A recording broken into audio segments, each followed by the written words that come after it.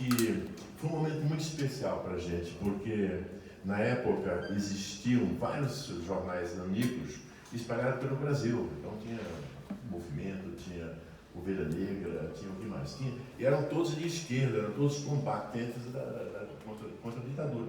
Era uma coisa meio arriscada. E isso para a gente aqui, quando a gente criou o Risco, esse nome de Risco realmente o Duarte já explicou, mas a gente sabia que quadrinhos não tinha censura em quadrinhos. Não lembro de quadrinhos censurados, você lembra? Não. Quadrinho censurado, você lembra, Cláudio? Não. O quadrinho não era, porque o quadrinho, sei lá, o quadrinho sempre foi... O quadrinho é pró.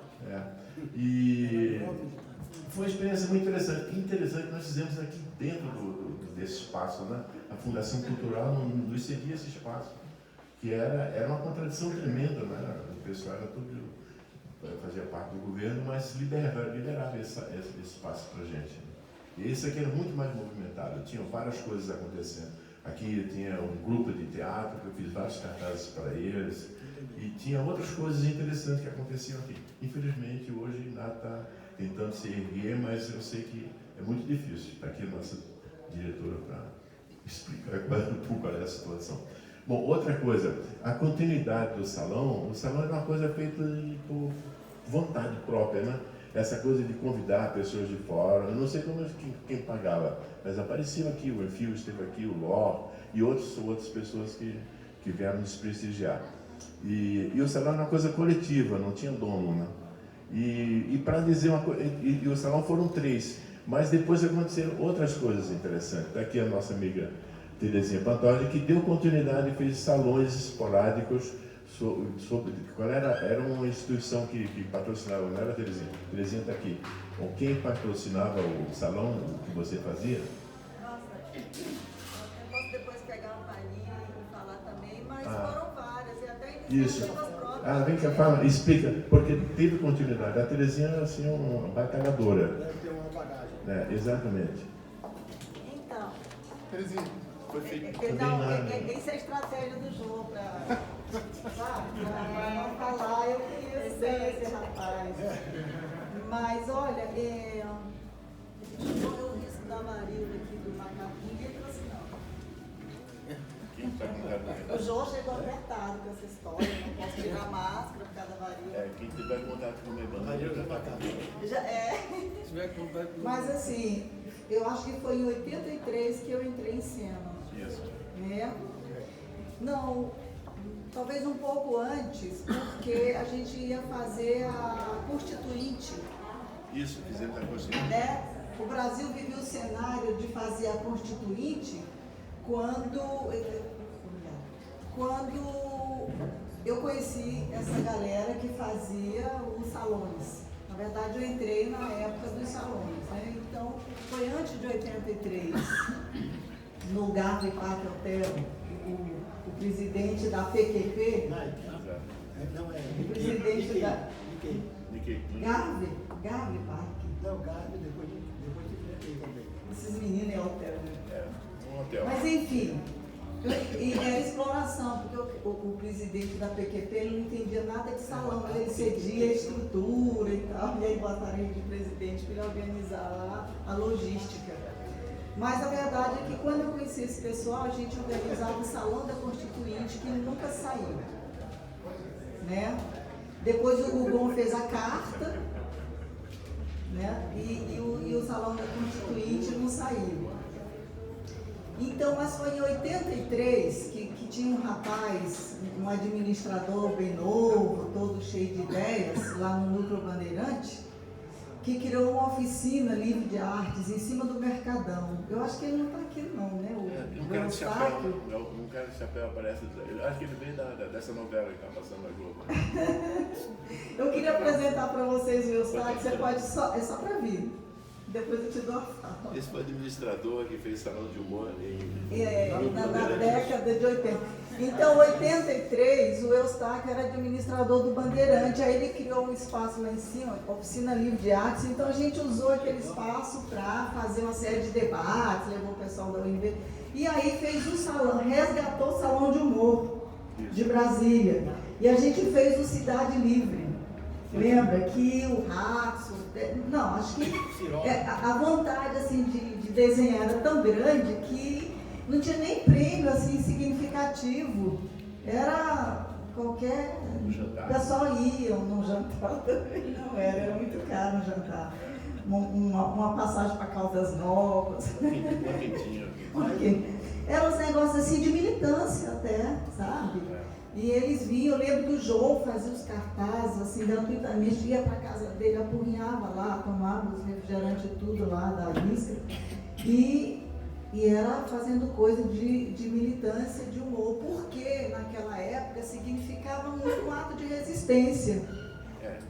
Né? A história vai mudando. Eu lembro que depois do Núcleo Bandeirante, nós fizemos lá vários salões, Salão de Humor da Mulher, Cidade Livre, e assim a gente foi mudando, né, a temática. E cada um deles, o patrocínio era diferente, a gente saía procurando, né, prêmios qualquer. Eu lembro que uma vez a administração ia dar um prêmio, deu um prêmio lá, quem ganhou foi o rapaz da Caixa, eu já nem me lembro o nome dele aqui agora.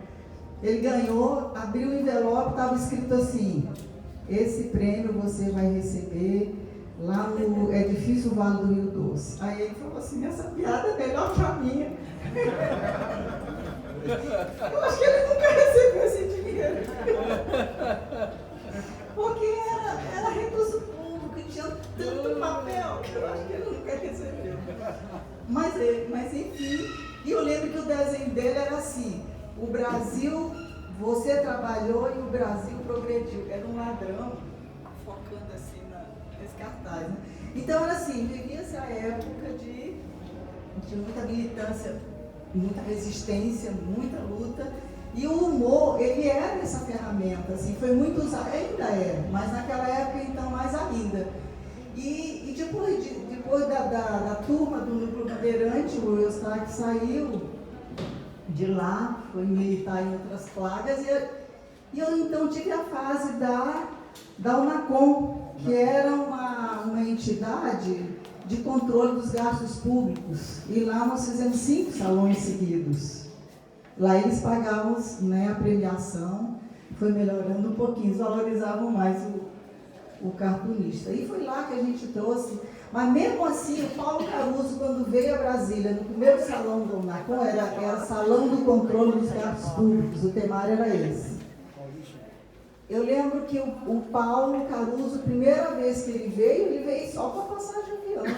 A gente não pagou nada. Aliás, nós nunca pagamos nada para nenhum deles, nem para Paulo, nem para Chico, nem para o Rio Grande do Sul. Eles iam com a banda. A gente contratava a banda por fim, né? E aí a gente foi fazendo, mudando de local, uma vez no hotel, outra vez no Teatro Nacional. Mas assim, ainda nessa mesma linha de militância, como tinha que ser na época. Nós paramos de fazer salão de humor em 2018. Cadê o de 2018? Eu acabei de circular aqui.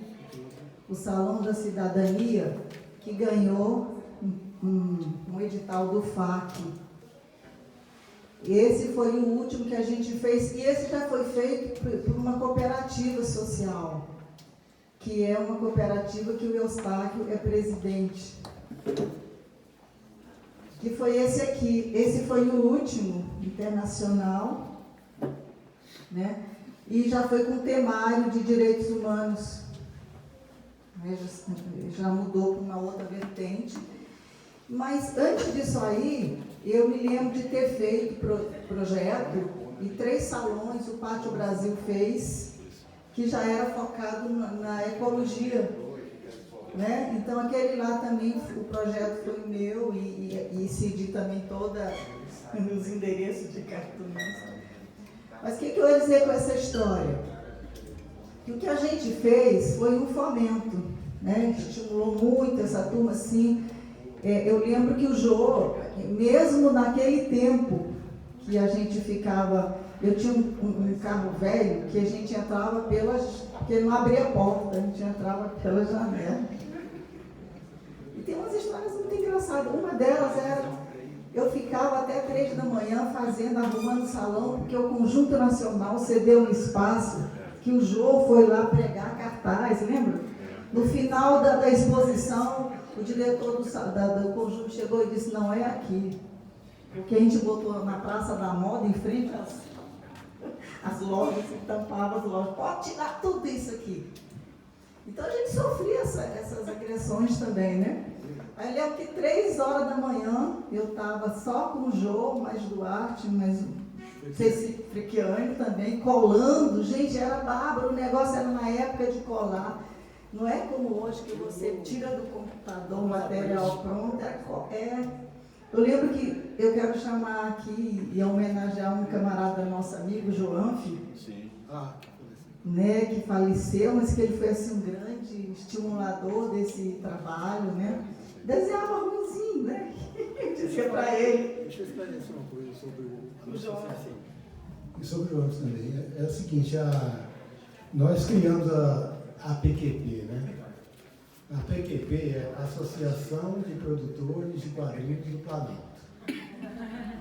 Então é o seguinte, é interessante, porque a gente reunia, o pessoal tinha humor, estava dentro do humor, então era muito interessante, muito engraçado, as reuniões eram milhares, assim, né? A gente se divertia muito. Aí teve uma ocasião que nós começamos a nos reunir num hotel, e porque tinha uma pessoa que ele era fanático por cartoon, por chat, ele adorava isso, ele adorava tudo também, né? E nós começamos a frequentar. Então o que ele fazia? A gente estava sempre duro, de vez em quando faltava uma grana, a gente tinha, né, de vez em quando ia ralar muito e tal, né? E não dava para a gente reunir a turma para um restaurante, fazer aquela festa, tomar aquela cerveja, aquele vinho, né? E ele abria esse espaço para a gente dentro do hotel. Dentro do hotel, ele, olha, vocês vão para lá, vão fazer a reunião, depois vai ter um jantar, vai ter, né? Você lembra disso? E esse cara, a gente sempre reunia no hotel, porque ali era maravilhoso, né? Tinha comida, tinha bebida, tá? E aí teve uma vez que teve uma reunião para escolher o presidente da APQP. Imagina. Você sabe como que é cartunista? Não quer nenhum com nada, né? Não querem nada, não querem saber de nada que prenda, né? Eles querem ficar soltos, eles não querem organizar nada, eles só querem fazer lá a charge, né? Ele está preocupado em criar. Aí conversa vai, conversa vem, depois de muita discussão, né? Vamos eleger o presidente, sabe? Mas ninguém ofereceu o nome, sabe? Ninguém ofereceu o nome para ser o presidente da Associação de Produtores de Quadrinhos do Planalto, né? Aí, resultado, conversaram lá e falaram assim, o presidente vai ser apontado para o cara, né? Você quer presidente melhor que esse? O cara ele era o gerente do hotel. Aí o cara se tornou presidente da Associação dos Produtores de Quadrinhos do Planalto por livre e espontânea pressão. Não tem como recusar. E daí para frente nós tivemos sempre o local exato para a gente se reunir, para a gente discutir, etc. Sempre com a presença dele. E ficamos ali por muito tempo, né? Ainda, né? Verdade. Pergunta, você tem pergunta, não? Ninguém faz pergunta. Não, ninguém faz pergunta. Eu não abri para pergunta ainda. Por enquanto estamos só jogando os louros. E eu quero dizer que essa associação, acho que ela nunca teve estatuto, ela nunca foi registrada, nunca teve outra eleição. Ele era vitalício, esse rapaz. Enquanto ele ficou no hotel lá, eu achava que essa PQP era rica. Eu ia nas reuniões, tinha assim mesa, água toda hora, bebida toda hora, comida, tira gosto. Até ele ser demitido. Até ele, eu acho que foi um caso, foi empobrecimento do hotel, né? Mas enfim, gente, esse espaço, eu acho assim, esse espaço do cartoon, da história em quadrinho, do humor, né? Esse espaço dentro de Brasília ainda está na mão desse grupo, que o Lopes já foi, o João já Lopes, não, perdão, está indo. O Gugon está com Alzheimer, ele já foi, o Gugon morreu, ele estava com Alzheimer. Enfim, a gente perdeu alguns companheiros, uns por desestímulos. Ó, por exemplo, o Lânio lá do Gama largou a área e foi ser físico, né? Hoje ele é mais professor do que cartunista, né? Então, assim, a gente perdeu alguns companheiros, por quê?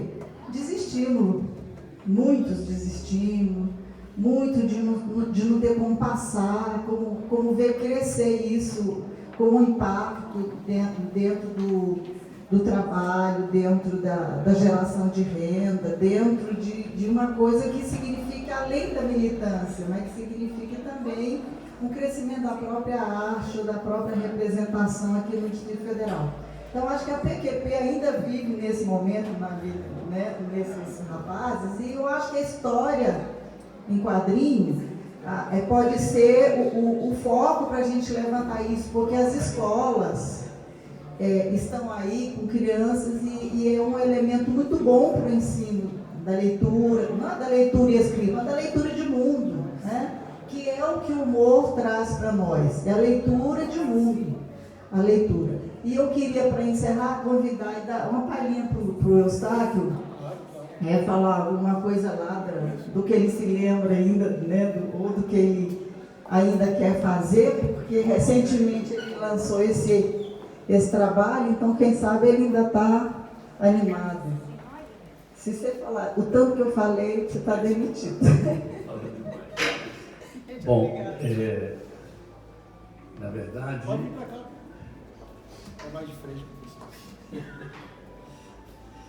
Na verdade, eu não estava me lembrando que seria essa a conversa aqui. Ela me convocou, disse que eu tinha que trazê-la,